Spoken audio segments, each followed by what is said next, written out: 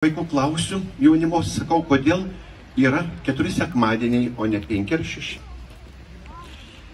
Vieni pasakė galbūt pagal metų laikus. Geras atsakymas. Labai originalus buvo, sako, gal čia mokytojo pagal Lietuvą. Kaip sako pagal Lietuvą? Sako, yra 4 arba 4 jau teritorijos. Mūsų taip, žemaičiai, aukštaičiai, suvalkai ir dzūkai. Čia irgi originalus. Bet ko gero pats originaliausias tai būtų pagal tai, kiek gyventojų žmonių gyvena kontinentuose.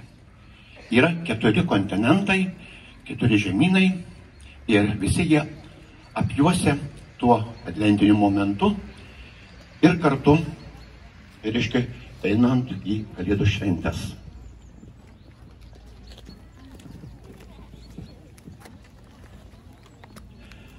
Atėjom tokiais takeliais, atėjome mes pas tave, tau atnešim savo širdelę, kad amžiais gyventum joje. Mes norim, kad mus aplankytum ir liktum pas mus amžinai. Tau atnešim meilės vainiką, tau Kristau mūsų meilės žiedai. Eilės Julijos Montvydaitės. Šventimas vainikas. Garbė to viešpatie mūsų Dieve amžinasis karaliau, tu leidi mums šiandien yra džiaugsmingai laukti savo sūnaus atėjimo.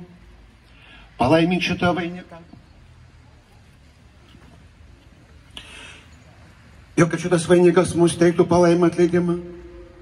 Ir to prašom per Kristų mūsų malonių, gerąjį viešpatį.